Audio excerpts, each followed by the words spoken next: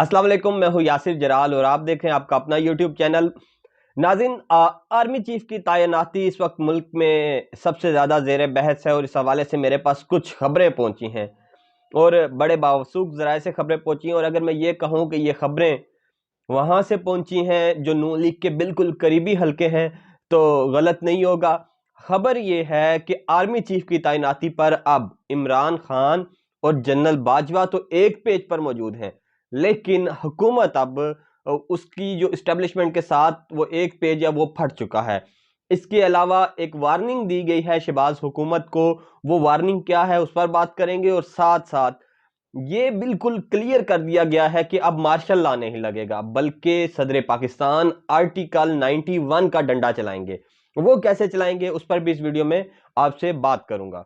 सबसे पहले अगर बात करूं आर्मी चीफ की तैनाती को लेकर, तो इस वक्त आर्मी चीफ की तैनाती को लेकर बहुत से चहमगोइयां चल रही हैं। नवाज शरीफ से मिलकर अभी हाल ही में शहबाज शरीफ वज़ीर आज़म पाकिस्तान वापस वतन पहुंचे हैं और वतन वापस पहुंचकर उन्होंने इत्तेहादी जमातों से मुलाकातें करनी थी और उन्होंने ऐलान किया था कि वो जैसे ही पाकिस्तान पहुंचेंगे तो इत्तेहादी जमातों का एक इजलास बुलाया जाएगा जिसमें लंदन में होने वाली मुशावरत पर उनको इत्मीनान में लिया जाएगा। लेकिन हुआ ये कि जब शहबाज शरीफ लंदन से रवाना हुए तो तब भी उनकी खराबी सेहत के जो खबरें हैं वो सामने आई और फिर पाकिस्तान पहुंचकर पता चला कि उनको कोविड हो गया है।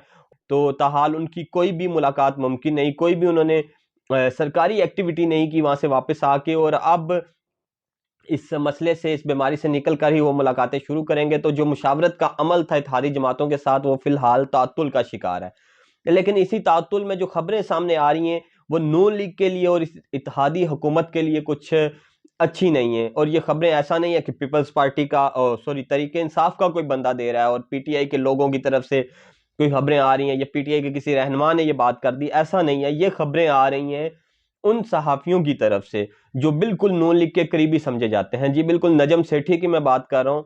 सेठी साहब ये कहते हैं कि नए आर्मी चीफ की तैनाती को लेकर उन्होंने एक आर्टिकल लिखा फ्राइडे टाइम्स में और फिर उसमें 4 पॉइंट्स पर बात की। वो 4 पॉइंट्स में सबसे पहला पॉइंट उन्होंने बिल्कुल वाज़ेह किया अपने आर्टिकल के स्टार्ट में कि जनरल बाजवा बिल्कुल भी एक्सटेंशन नहीं लेंगे और अगर हुकूमत ने उन्हें एक्सटेंशन देने की कोशिश की तो वो फिर भी कबूल नहीं करेंगे और वो 29 नवंबर को जा रहे हैं। बिल्कुल वाज़ेह करके उन्होंने पॉइंट 1 में ये लिखा और पॉइंट 2 में लिखा कि इस वक्त जो 2 ओहदे खाली हो रहे हैं, ज्वाइंट चीफ का और चीफ का, इन 2 ओहदों पर 3 लोगों के नाम जो है वो ज़ेरे नज़र हैं जिन पर बात चल रही है। उन तीनों में से किसी 2 के नाम को रायफाल निकलेगा।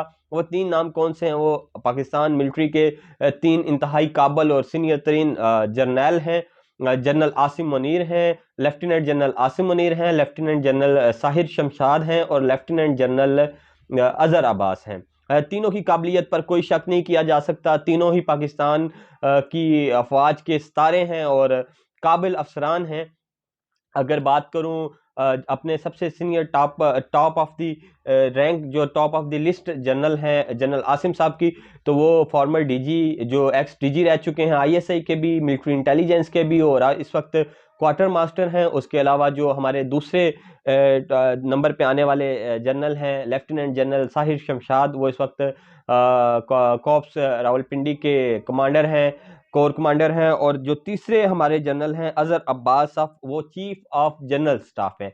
तो इन तीनों नामों में से किसी एक को चीफ ऑफ आर्मी स्टाफ होना है, किसी को ज्वाइंट चीफ होना है।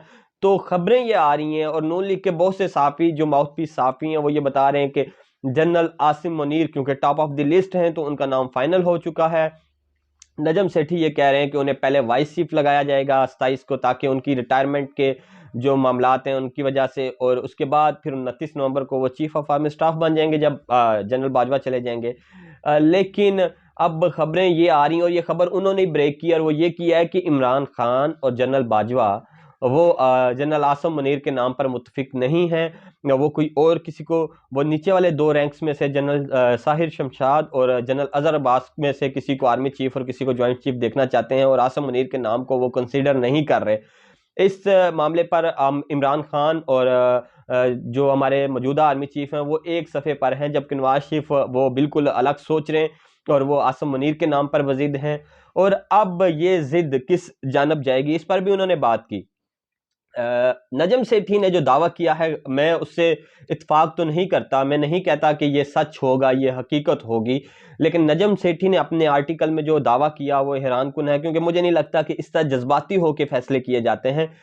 मुल्की मफाद की जब बात आती है तो इस तरह के जज्बात आड़े नहीं आते। लेकिन फिर भी उन्होंने कहा कि शायद आसम मुनीर की जो बतौर DGISI उन्होंने जो इकदाम किए उस्मान बुज़दार हुकूमत के खिलाफ, वो पसंद नहीं है इमरान खान को, और इस वजह से वो उन्हें चीफ जस्ट जो आर्मी चीफ के ओहदे पर नहीं देखना चाहते।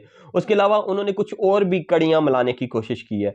उन्होंने ये कड़ियां मिलाने की कोशिश की है कि जो आसिम मुनीर साहब हैं, जब वो मिलिट्री इंटेलिजेंस के DG थे, तो एट दैट टाइम जो मौजूदा General Major General Faisal Naseer sahab हैं, जिनके ऊपर हाल ही में बड़े इल्ज़ामात लगे हैं, वो उनके मताहत काम कर रहे थे। और फिर उन्होंने ये भी इस्टेब्लिश करने की कोशिश की कि General Asim Lieutenant General Asim Munir sahab के मेजर जनरल जो फैसल नसीर हैं उनसे करीबी ताल्लुकात हैं। मेजर जनरल फैसल नसीर कौन है? बहुत सा नाम सुना आपने, बहुत ज़्यादा पिछले चंद दिनों से हमारी खबरों में ज़ेर गर्दिश है।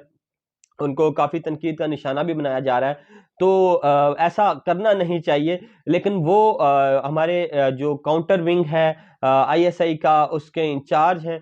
तो इस तरह का उन्होंने एक ताल्लुक कायम करने की कोशिश की और ये एस्टेब्लिश करने की कोशिश की अपने आर्टिकल में कि शायद इमरान खान इस वजह से उन्हें आर्मी चीफ नहीं देखना चाहते। लेकिन वो अपने इस आर्टिकल में ये एस्टेब्लिश करने में नाकाम नजर आए कि फिर जनरल बाजवा को उनसे क्या मसला है, वो क्यों उनको आर्मी चीफ के तौर पर या ज्वाइंट चीफ के तौर पर नहीं देखना चाहते। तो ये एक सवाल था जो मेरे जहन में था, वो मैंने आपके सामने रख दिया। उसके अलावा जो उन्होंने बातें की, उन्होंने ये भी कहा कि आर्मी, क्योंकि वो बज़ाहिर बिल्कुल हमारे जो दो DG, उन्होंने प्रेस कॉन्फ्रेंस में कहा कि आर्मी गैर सियासी है और किसी तरह के सियासी मामलात में मुदाखलत नहीं करेगी। लेकिन यहाँ पे नजम सेठी ने एक बार फिर दावा किया कि आर्मी किसी पर प्रेशर नहीं डालेगी, ना PTI पर ना PDM पर, लेकिन वो फैसिलिटेट जरूर करेगी अगर इस सियासी बहरान को हल करने में उनका कोई किसी किस्म का किरदार हो सकता है इस बहरान को खत्म करने में, तो वो उसमें फैसिलिटेशन जरूर करेंगे, लेकिन किसी को दबाव का शिकार नहीं करेंगे। लेकिन यहाँ पे भी मुझे थोड़ा सा ना तजाद नजर आया उनके आर्टिकल के अंदर। उन्होंने आगे जाके जो बातें की, उनसे लगता है कि वो भी ये मानने को तैयार नहीं है कि कोई गैर सियासी किरदार मौजूद है या न्यूट्रल रहा जाएगा मुकम्मल तौर पर। उन्होंने आगे जाके जिस तरह की बातें की, अगर वो बातें मैं आपको बताऊं, तो उससे पहले उन्होंने कहा कि हाँ, जो सबसे इंपॉर्टेंट, उन्होंने कहा कि आर्मी दो मामलात पर फैसिलिटेट करेगी, फ्री एंड फेयर इलेक्शन में फैसिलिटेट करेगी और लेवल प्लेइंग फील्ड जिस पे दोनों साइडें मुतमईन हों, PTI भी मुतमईन हो और PDM भी मुतमईन हो। तो वो लेवल प्लेइंग फील्ड क्या होगी? मरियम नवाज की अगर बातें सुने तो उससे तो लगता है कि वो लेवल प्लेइंग फील्ड शायद ना बन सके। और अब जो दूसरी बात है, इमरान खान के ऑब्जेक्टिव्स पे बात की। उन्होंने कहा खान साहब के दो ऑब्जेक्टिव हैं, एक तो वो मार्च में इलेक्शन चाहते हैं और दूसरा वो एक खास शख्स को बतौर चीफ नहीं देखना चाहते। तो इस मामले में उन्होंने इशारतन ये कहा कि शायद इस मामले में उन्हें एस्टेब्लिशमेंट की भी सपोर्ट हासिल है। और उन्होंने ये भी कहा कि अगर ये मुतालबात मुकम्मल ना हुए तो हालात संगीन हो सकते हैं। और फिर उन्होंने इसी बात के दौरान दौरान ये भी कहा कि शायद शहबाज शरीफ को जो है मजबूर किया जाए उस तैनाती से, उस शख्स को तैनात करने से रोकने के लिए, और अगर वो नहीं रुकते और मजीद रहते हैं लंदन के फैसलों पर, तो फिर ये होगा कि जो हालात हैं वो थोड़े से ख़राब होंगे और फिर कोई पावर किसी इत्तेहादी को तोड़ देगी और फिर सदर वोट ऑफ कॉन्फिडेंस का कहेंगे। तो जो मैंने लिखा कि सदर आर्टिकल 91 का डंडा चलाएंगे, तो आर्टिकल 91 की क्लास 7 जो है वो ये कहती है कि सदर, अगर उनको ये लगता है कि प्राइम मिनिस्टर के पास पावर नहीं रही, हाउस का कॉन्फिडेंस नहीं रहा, हाउस में मेजॉरिटी नहीं रही, तो वो प्राइम मिनिस्टर ऑफ पाकिस्तान को कह सकते हैं कि आप वोट ऑफ कॉन्फिडेंस लें। और अगर आर्टिकल 91 की क्लॉज 7 के तहत सदर ये प्राइम मिनिस्टर को कहते हैं कि वो वोट ऑफ कॉन्फिडेंस लें, तो मुमकिन है कोई एक इत्तेहादी जो किसी प्रेशर में दाएं बाएं सिड़क जाए और वो फिर वोट ना करे, तो ये शहबाज शरीफ हुकूमत के लिए नुकसानदेह हो सकता है। और नजम सेठी ने इस तरफ इशारा किया कि मुमकिन है कि इस महीने में ये हुकूमत भी जाती हुई नजर आ रही है अगर वो अपने फैसलों पर अटल रहे।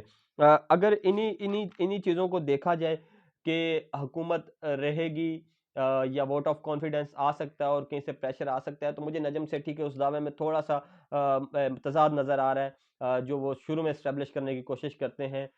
तो खैर, अब आर्मी चीफ के मामले पर नजम सेठी ये कह रहे हैं, मैं नहीं ये कह रहा, बल्कि उन्होंने अपने प्रोग्राम में 24 का प्रोग्राम भी मैं उनका सुन रहा था, उन्होंने उसमें ये भी तासुर देने की कोशिश की कि अगर मेरे काबिल एहतराम है लेफ्टिनेंट जनरल आसम मुनीर साहब को अगर लगाया जाए तो शायद पीटीआई के जो लोग हैं वो सोशल मीडिया पर उनके खिलाफ एक ट्रेंड शुरू करें और उनको मलाइन करने की कोशिश करें, उनकी तैनाती रोकने की कोशिश करें।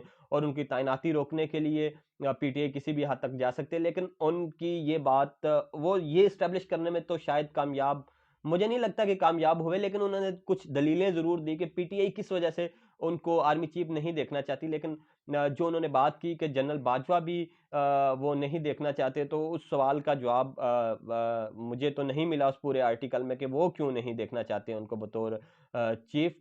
तो चीफ के मामले पर मामलात दिन ब दिन बिगड़ते जा रहे हैं। और उन्होंने इसमें एक और बात की, मुझे याद आया आपसे वो डिस्कस कर दूं। वो कहते हैं कि जो 3 सीनियर हैं उनकी मुलाकातें हो रही हैं, सदर पाकिस्तान की तरफ इशारा किया, आर्मी चीफ की तरफ इशारा किया और वज़ीर आज़म, साबिक वज़ीर आज़म पाकिस्तान इमरान खान की तरफ इशारा किया।